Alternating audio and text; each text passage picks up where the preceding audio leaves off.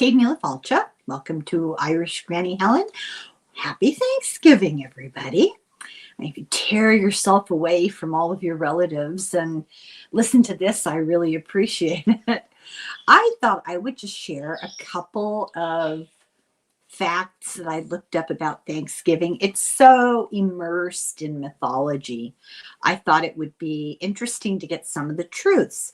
So there is a popular myth-busting story that circulates that yes, the turkey, yes, the what do you call it? Bald eagle is the symbol, the bird of the United States, but really Ben Franklin advocated to make the turkey the symbol, and that's not really entirely true. So I went to the Franklin Institute. If you ever saw my video I made a while back on Ben Franklin, he left a couple of $1,000s for Philadelphia, and I can't remember if it was Boston or New York when he died. And he set it up the money up in a trust so that nobody could take it, nobody could invest it and lose it. It could only be handled financially in such a way as to take advantage and make more money out of it in ethical ways, and that the money be used for scholarships, public pools, just all sorts of good. And the money is still there. There's a ton of it now. It has grown from wise handling, and it has done enormous amount of good. It was just a very interesting example of ethical philanthropy. So I want to tell you, the Franklin Institute is the nonprofit that got set up with part of that money.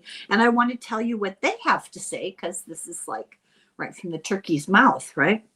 So him wanting to be the national bird, making the national bird a turkey, is false. It began when he wrote a letter to his daughter, and he was criticizing the original Great Seal that had an eagle on it. And he said, that eagle looks more like a turkey.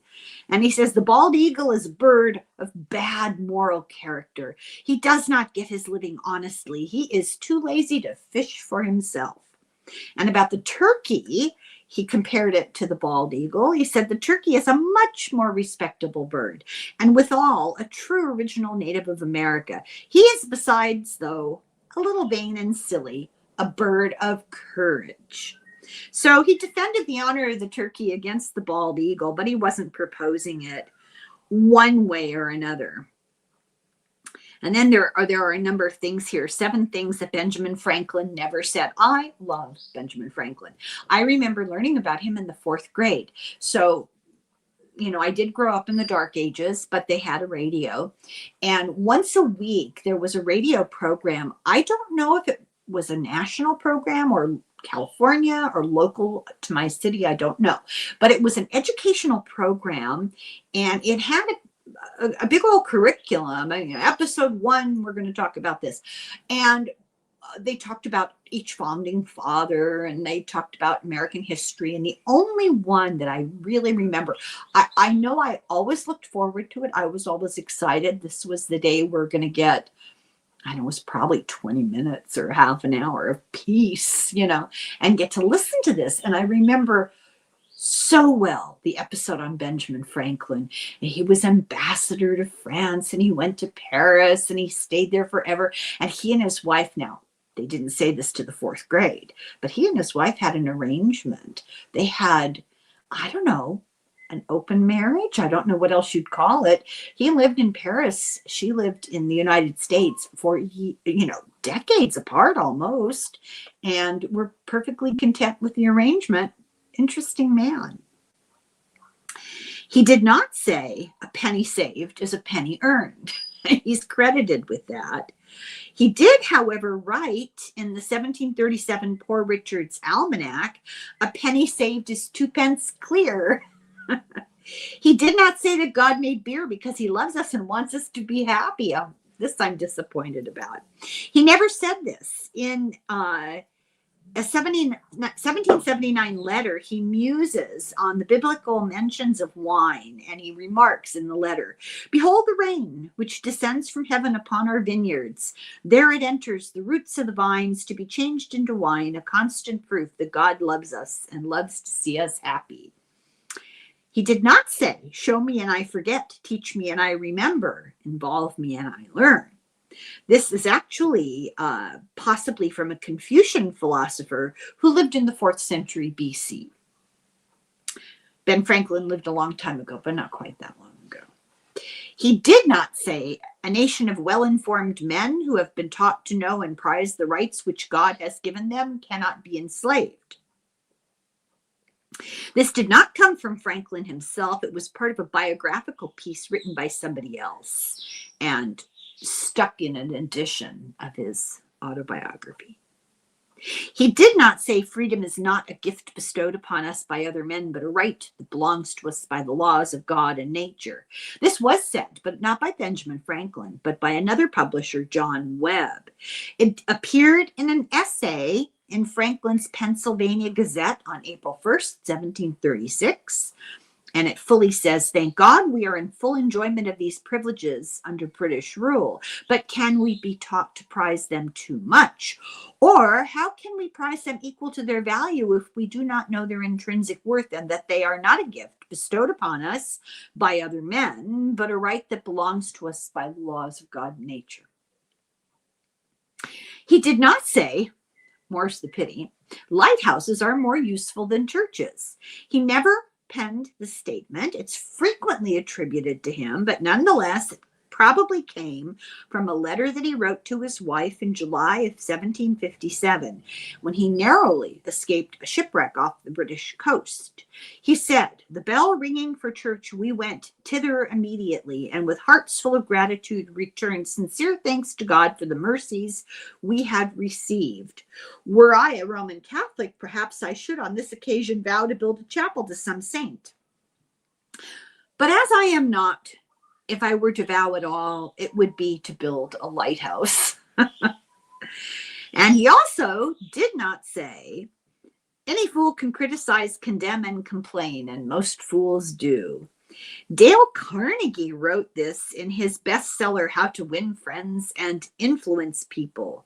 It does follow a different quote from Franklin, hence the attribution confusion. So you're welcome. Let's clear things up for Benjamin Franklin. He did invent a handy little wood stove, though, I will say that. Let's talk about other things about Thanksgiving Day. The turkey was chosen as sort of the go-to standard entree at Thanksgiving dinner because it was big and cheap and abundant in the early colony, not because it was any original celebration. I read somewhere that the Wampanoag natives, I think I got that right, brought traditional corn mush dish and shared it with them. And it had a native name, and I can't remember it, but was no turkey. The whole concept behind Thanksgiving is muddled, it has become this entity all of its own, but it began from our origins from a variety of different kinds of harvest thanks, days of thanks from religious beliefs. It was an important part of Protestant Reformation services was to have these days of fasting and days of Thanksgiving. So it was kind of cross-cultural, and it all got mishmashed together.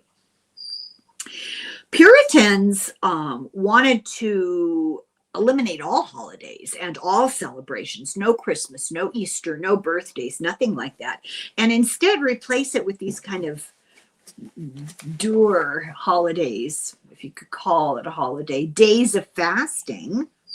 And they would do that in honor of unexpected events, or if they had a threat that they felt was happening, they would all fast. And maybe because they would lose weight and be able to run away faster. I don't know. And then days of Thanksgiving, which were these randomly declared days, when something was seen as a blessing. I don't know, I'm trying to imagine what that'd be. Like if somebody had a baby or their house didn't burn down or something. I don't know. Canadians, we're kind of in this parallel track here, and we celebrate holidays slightly on different calendars and slightly differently. The Canadian settlers also had a tradition of days of thanks for the good luck of events or the harvest, and they did it also at random. It wasn't really an annual holiday. In 1879, the Governor General declared November 6th to be a day of general Thanksgiving, but it was that day, not, for the rest of the world. Later, in 1957, the second Monday of October was declared a day of general Thanksgiving. So Canadians celebrated early, and there's a very good reason for that. They're farther north and the weather gets bad, and their harvests are a little bit earlier, and therefore their day of thanks is a little bit earlier. In 1619 in Virginia, there was a religious celebration that happened of 38 English settlers that happened on December 4th to give thanks for arriving at that moment. And the myth that exists is in 1621, the Plymouth colony, the Pilgrims, the hats, the tall hats, the buckle shoes, the white socks, the knee pants, that whole thing. Actually, that's not what happened. They had a kind of an unhappy, kind of shaky, rocky mutual defense treaty with the Wampanoag natives. And they ended up joining, the Wampanoags ended up joining the Pilgrims for a meal, but they weren't invited and it wasn't intended. What happened was the Pilgrims had kind of some sort of ceremony. I don't know if it was fully religious, or I don't know what they were doing the ceremony for, but part of it was shooting off guns in the air in celebration, which that's a whole other video. It's crazy. And the natives were within hearing of it and thought they were signaling for help. And they showed up, and then it became a gathering. The colony had agreed with the natives there that to provide protection and you help us with food, because they were starving. They couldn't get anything to grow. They didn't know how to grow stuff. What they brought to grow didn't suit the environment. What did suit the environment, they didn't know how to do. They didn't know how to make it happen. Many people starved. It was really bad. In 1631, then the Puritans, and those were the Pilgrims, then the Puritans showed up in Boston. They were a whole other fun group. They were religious, they largely were forgotten in the whole mythology here. They had a tradition of a harvest festival, but it wasn't annual until the 1660s. And it wasn't embraced widely in the colonies at all, this notion of a group celebration on a specific day, until after the Revolution. And a proclamation was made that we have more to celebrate because God is on our side. That was actually the wording. So November 26th of 1789, George Washington said Thanksgiving and prayer. So it was like a religious thing to acknowledge that they had grateful hearts for the favors of God for being on their side in the war. And he said, beseech him to pardon our national and other transgressions. So he was really careful to make this a moment of reflection about failures and inadequacies and sins that we would attempt to do better in the following year. So it was a moment of reflection. There's a lot of debate there are a lot of claims. You can look this up and find 50 different opinions about it. No consensus, really. I mean, they have, they finally say this is the day that we decided to do it. But who knows? Canada picked an earlier date because of their winter. In 1863, Lincoln declared it a holiday on the final Thursday of November. In 1939, Roosevelt moved it to the next to the last Thursday because he wanted to increase the numbers of days of Christmas shopping after Thanksgiving before Christmas.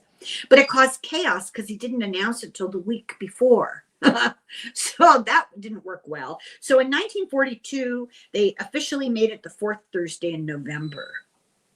Now it's all about, parades and the start of the holiday season. It's been capitalized as much as the capitalists can capitalize in on it.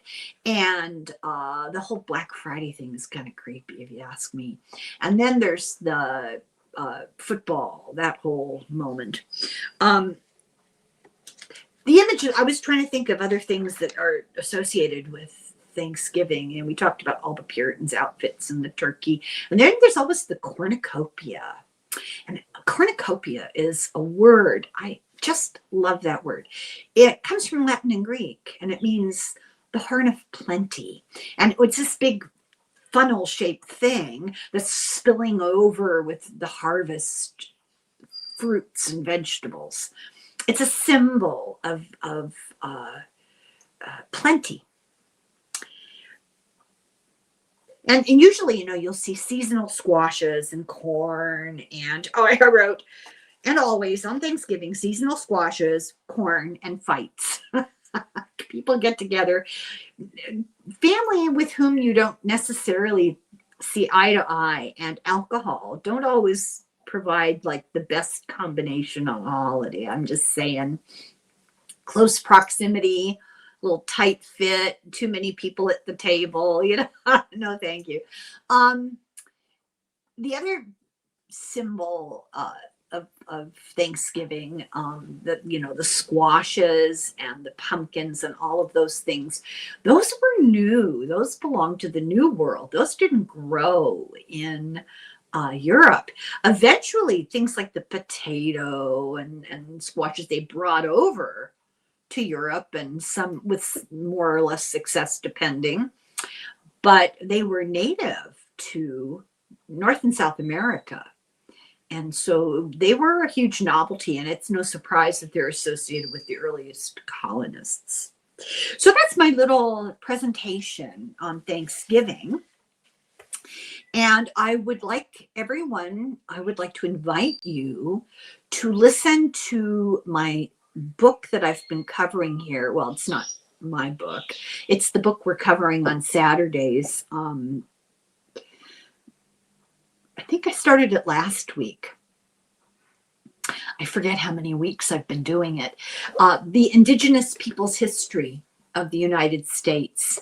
And you might find it revelatory. It's a really interesting book, dense with facts, each and every one more difficult than the last.